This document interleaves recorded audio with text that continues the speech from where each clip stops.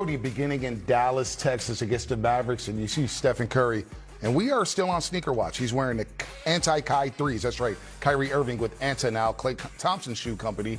Those are some nice, smooth shoes, and hopefully Steph Curry can get rolling after a rough night the other day against Toronto. 6-16 from the floor, 16 points as the Warriors got blown out by the Raptors, giving up 145. Obviously, it was a day after losing Jimmy Butler to a season-ending injury with a torn right ACL. But it's imperative for the Warriors to bounce back 5 games above 500, gaining ground on the LA Lakers in the Western Conference. Beginning this roadie and getting back to their winning ways, Fezzi, is very important for the Golden State Warriors as they tip off this 4-game roadie. Yeah, this Warriors team, they just got in the good groove over the last 15 games, all right? 10-5 over the last 15. Playing well. The bench has been scoring the basketball, third scoring bench in the NBA. And then they're going to Dallas. Dallas, they have historically struggled in the building over there in Dallas. Lost the last 7 of 8. So they have to come in tonight, get some clarity early on who is starting the game defensively. You got to stop this guy. Cooper Flagg has been on a tear. He's been playing good basketball. Obviously, we talked about Klay Thompson coming into the game. If he starts hitting threes, if Cooper Flagg starts getting dunks, getting to the rim, that's going to be a long night for the Warriors. So setting the tone early is going to be important. And this Dallas Mavericks team, they've struggled offensively, but they're a good defensive team. They defend the three-point shot very well. They're one of the top 10 in defense. Warriors 11th right now in defensive rating. And their bench is strong. They got the 4th best bench, and the Warriors have the 2nd best bench. So with all that star power, you know, the bench has been really good for the Warriors. And, I give a lot of credit to Jimmy Butler. He really solidified that bench, gave those bench players confidence. And last game, they scored 72 points. Game before that, 72, and game before that, 66. So the bench has been a strength. What Steve Kerr does with the starting lineup now with Jimmy Butler out, we'll see if he can get back to the one. So the one thing that happened during that winning stretch was they did have a consistent starting lineup. Trying to get back to that to solidify the bench is probably the first thing that he has to figure out moving forward. One silver lining against Toronto, they scored 54 points in the paint, a +8 in that department. And good news for the Warriors, the Dallas Mavericks give up the most points in the paint, 56 per game. That is dead last in the NBA. But let's talk about trades, and let's talk about Kuminga, courtesy of Comcast Business. Every connection counts with the great KB, Gareth Burke, and our Warriors insider, 2-time Emmy Award-winning Hall of Famer, Monty Poole, in a very, very, tense 2 weeks coming up for the Golden State Warriors, KB. Tense, interesting. Yeah, so many words there. Well, we know what the Warriors' needs are even before Jimmy Butler went down. We saw it against the Hawks, saw it against the Raptors. Long, lanky dudes. That's how D'Anthony Melton put it. And now it feels like there's even more of an urgency to find some kind of player who could help this team. Yeah, I mean, even before Jimmy went down, you knew what the Warriors' greatest weakness was physically. I mean, they're an older team, they're a slower team, they're a smaller team. And I don't know if there's a sport out there where old and slow and unathletic. Curling? Where it works.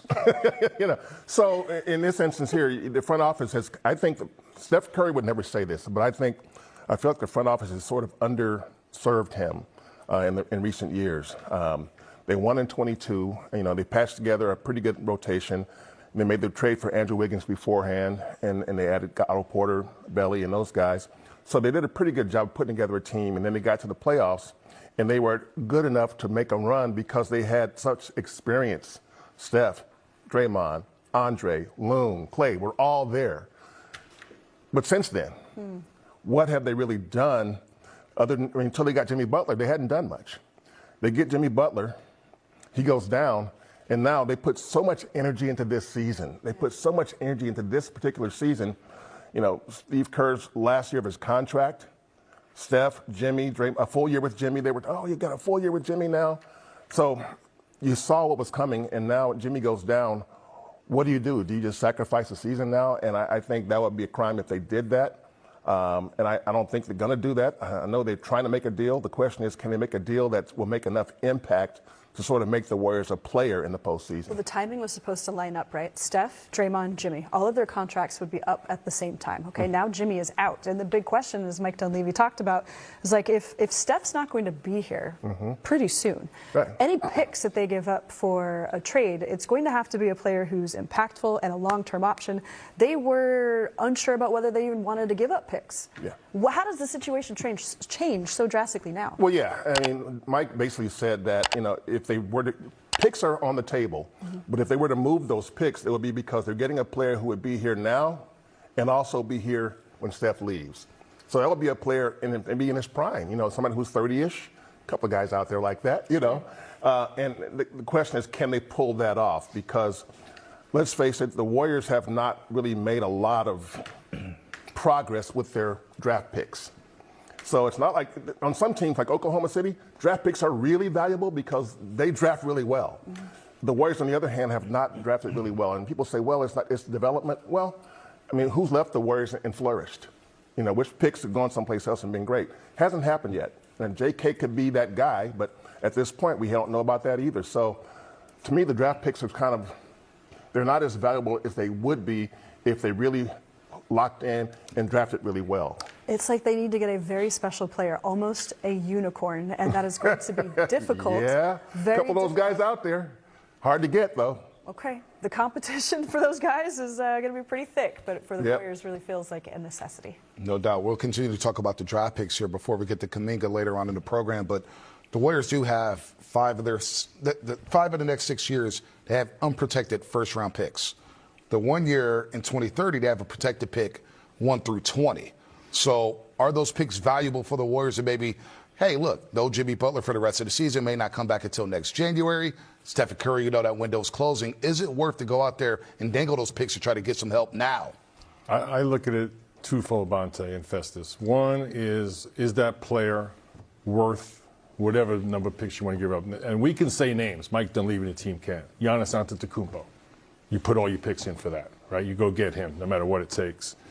In the short term, there's been names floated like Michael Porter Jr., Trey Murphy from New Orleans, right? I think those players fit the Warriors system. I think that's less picks involved in a deal like that. Or do you do a big deal and try and get two guys? And the other part to me is the timing. Everyone's focused on a trade deadline. Maybe it doesn't happen at the trade deadline. And then you get into the draft and free agency. So, the bigger deal you make, the more time it may take. So Giannis, a lot of talk has been that might be an off-season deal. So do you want to give your picks for a small deal now, and then you get to July, and all of a sudden Giannis is available, and you gave your picks up to put a little Band-Aid on this season? So that's the juggling act. You have to get it pulsed on what's really going on.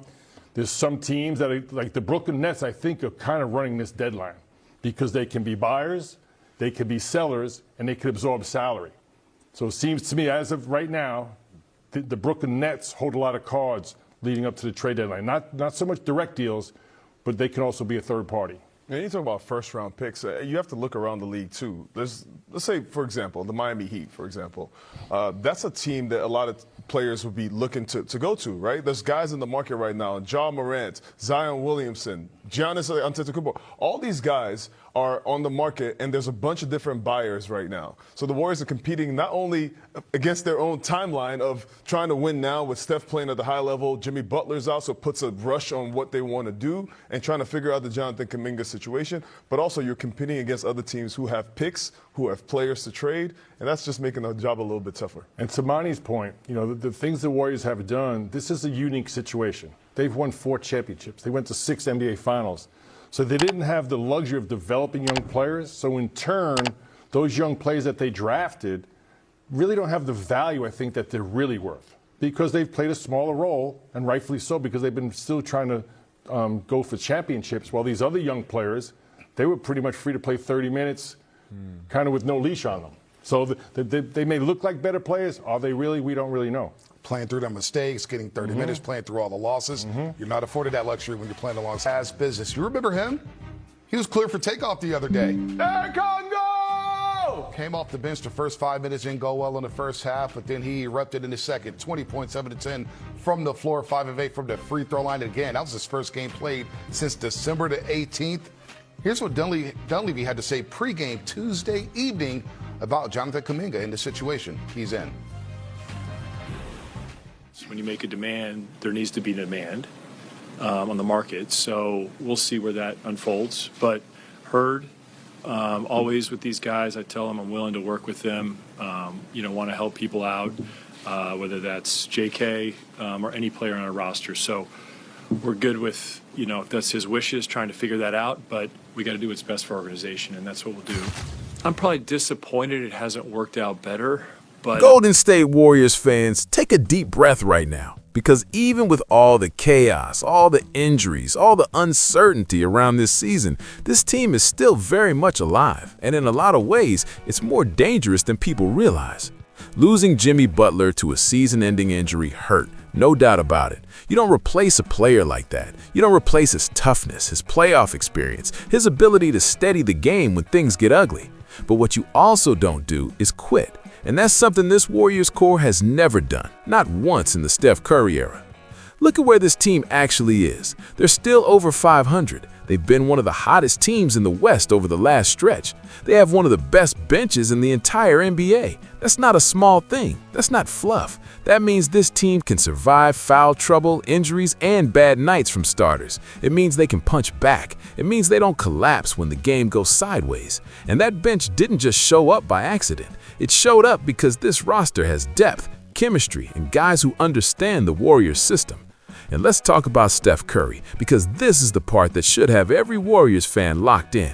Steph is still elite. He is still one of the most feared players in basketball. Defenses still warp around him. Coaches still build entire game plans just to slow him down. And when Steph is playing at this level, you are never out of a championship conversation. It does not matter what seed you are. It does not matter how many analysts doubt you. If Steph Curry is healthy and rolling, you have a chance against anybody. Now look at the situation the Warriors are in right now. Yes, they're under pressure. Yes, the trade deadline matters. But this front office isn't panicking. They're calculating. They have picks. They have contracts. They have flexibility. They know exactly what they need. They need size, athleticism, and versatility, and the league knows it too. That's why Golden State is in every serious trade conversation. That's why when a big name becomes available, the Warriors are always on the short list of teams that can actually do something. And that's where the optimism comes in, because this is not a rebuilding team. This is not a hopeless roster. This is a championship core that is being actively supported by a front office that understands the urgency of Steph's window. They are not going to waste this season. They are not going to waste this era. They are looking for the right move, not just any move, and that matters. You also have to look at Jonathan Kuminga, because no matter what happens, he represents upside. He represents potential. He represents a player who can either break out here or be part of a deal that brings in someone who fits even better. Either way, he gives the Warriors leverage, and in the NBA, leverage is everything. The Warriors are also not some slow, washed team the way critics love to paint them. They still move the ball better than almost anyone. They still shoot the three better than almost anyone. They still understand spacing, cutting, and timing better than most teams in this league. That stuff does not disappear overnight. That's culture. That's experience. That's why nobody wants to face Golden State when it matters.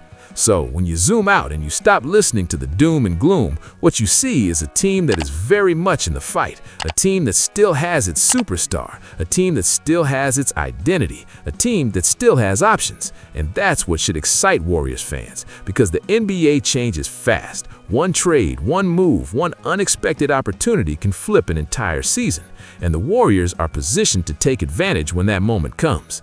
Dub Nation, this is not the end. This is the setup. This is the moment before the pivot. And if you've watched this franchise long enough, you know that when people start counting them out, that's usually when they're about to remind the league exactly who they are.